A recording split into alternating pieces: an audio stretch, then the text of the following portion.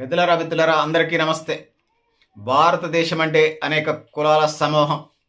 5 నుంచి 7 వేల కులాలున్నాయి.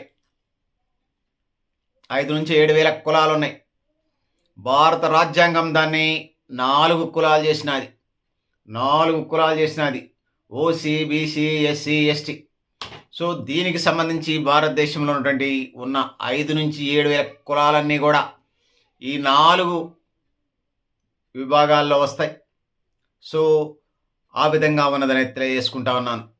భారతీయ సమాజంలో ఓసీలంటే ఆర్థికంగా గణనే మనం కట్టలేం.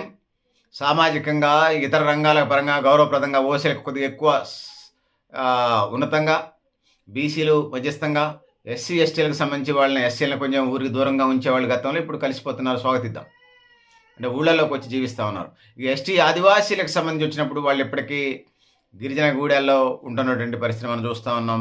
ఎస్టీలకు సంబంధించి రాజ్యాంగంలోని 5, 6 షెడ్యూల్లో పొందుపరిచినటువంటి ఆదిమ గిరిజన తెగల హక్కులు నిజమైన లబ్ధిదారులు ఆదివాసీలు అనేది ఇవ్వడం మనం చెప్పుకోక తప్పదు. సర్వోన్నత న్యాయస్థానం పరంగా చూసిన, ఇతర పద్ధతుల ప్రకారం చూసిన ఆదివాసీ సమాజంలో ఇట్లాంటి పరిస్థితులు ఉన్నాయి. ఇలాంటి సమాజంలో, ఇలాంటి సమయంలో సో ఎస్టీ గుర్తింపుకు సంబంధించినటువంటి చారిత్రకమైనటువంటి, శాస్త్రీయమైనటువంటి, అదేవిధంగా మార్గదర్శకం అందించేటువంటి జస్టిస్ లోకూర్ కమిటీ ప్రధానంగా పునఃపరిశీలన అవసరం ఉంది ఇవాళ. సో ఇందులో ప్రధానంగా నేను చెప్పదలుచుకున్నది, ఈ లోకూర్ కమిటీ ప్రాధాన్యతను పరిశీలించినప్పుడు స్వతంత్ర వచ్చిన తర్వాత భారతదేశంలో షెడ్యూల్డ్ తెగల గుర్తింపు విషయంలో స్పష్టత లేకపోయింది. ఒక ప్రధానమైన సమస్యగా ఇది కొనసాగింది. సో 1965 జూన్ 1 నాడు ప్రధానమంత్రి లాల్ బహదూర్ శాస్త్రి నాయకత్వంలో భారత ప్రభుత్వం గిరిజన తెగల జీవన విధానం, సామాజిక స్థితిగతులు, రిజర్వేషన్ల మీద సమగ్ర అధ్యయనం చేసిన తర్వాత డాక్టర్ భీమ్జీ నారాయణరావు లోకూర్ బిఎన్ లోకూర్ పేరుతోనే ఆయన అధ్యక్షతన ఒక సలహా మండలి వేశారు. అంటే ఎస్టీలకు సంబంధించి శాస్త్రీయంగా స్పష్టంగా ఏ విధంగా తీసుకోవాలనేది లోకూర్ కమిటీ మనకు చెప్పింది. సో ఏదైనా సమాజాన్ని షెడ్యూల్ ట్రైబ్గా గుర్తించాలంటే ఒక లక్షణం సరిపోదు. అందులో 4 ప్రమాణాల్లో ఎక్కువ భాగం ఈ సమాజానికి వర్తించాలి.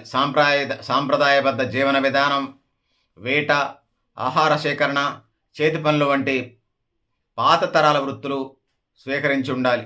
ఆధునీకరణ తక్కువగా ఉండటం వంటి లక్షణాలు కనిపించాలి. మిగతా సమాజాలకు భిన్నమైన సంస్కృతి, సాంప్రదాయాలు, ప్రత్యేకమైనటువంటి భాష, యాస, మాండలికం, ప్రత్యేక ఆచారాలు ఉండాలి. ఈ ప్రత్యేకత సమాజాన్ని వేరుగా గుర్తించే ప్రధాన లక్షణం. అడవులు, కొండ ప్రాంతాలు, అభివృద్ధి దూరంగా ఉన్న మారుమూల ప్రాంతాల్లో నివాసం ఉంటాం. ప్రధానంగా సమాజానికి సంబంధించి, ఈ గిరిజన సమాజానికి సంబంధించి వచ్చినప్పుడు స్పష్టంగా కనిపించాలి ఈ లక్షణాలన్నీ. ఏదైనా కులం లేదా తెగని ఎస్టీ జాబితాలో చేర్చాలన్నప్పుడు ఈ ప్రక్రియనంతా ప్రధానంగా తీసుకుంటారు. సో మొదట రాష్ట్ర ప్రభుత్వం సిఫారసు చేయాలి. దాని తర్వాత గిరిజన మంత్రిత్వ శాఖ పర్యవేక్షణలో పరిశోధనలు, సర్వేలు, సామాజిక అధ్యయనాలు చేస్తారు. దాని తర్వాత రిజర్వేషన్లలో కలిగే ప్రభావాలను విశ్లేషిస్తారు. దాని తర్వాత పార్లమెంట్లో చట్టం ద్వారా ఎస్టీ జాబితాలో లోకూర్ కమిటీ 800 పైగా గిరిజన సామాజిక సమూహాల చారిత్రక, సామాజిక, విద్య, ఆర్థిక పరిస్థితులు అధ్యయనం చేసిన తర్వాత ఎనుగుబడితనాన్ని ఐడెంటిఫై చేస్తారు. 1955లో అస్పృశ్యత నిషేధం తర్వాత అస్పృశ్యత వల్ల ఏర్పడినటువంటి ఎనుగుబడితనమే ఆధారమని కమిటీ స్పష్టం చేసినటువంటి పరిస్థితి మనం చూస్తూ ఉన్నాం. ఎస్సీ ఎస్టీ అభివృద్ధి పథకాలకు డీనోటిఫైడ్ నోమాడిక్ తెగలకు సరిపోవడం లేదని గుర్తించింది. వారిని వేరువేరు సమూహాలుగా గుర్తించి ప్రత్యేక పథకాలు అవసరమని చెప్పినటువంటి సందర్భాలు కూడా కమిటీల నుంచి మనం విన్నాం. స్వతంత్రం తర్వాత 5 ఏళ్లలో ఎస్సీ ఎస్టీల అభివృద్ధి దోహదపడ్డాయి అనేది మనం చెప్పొచ్చు. సో దాని తర్వాత కొన్ని సమూహాలు ఎస్టీ జాబితాల నుంచి తొలగించిన వారి ప్రయోజనాలను దశలవారీగా ఉపసంహరించాలని, అలాగే గుజ్జర్లు, గడ్డీలు, బంజారాలు వంటి సమూహాలకు ఓబీసీల కంటే ఎక్కువ ప్రత్యేక సహాయం అవసరమని కమిటీ అప్పట్లో స్పష్టం చేసింది. కానీ ఇప్పుడు కొంత అభివృద్ధి చెందిందనేది వాళ్ళు భావిస్తున్నటువంటి సందర్భాన్ని మనం చూస్తున్నాం.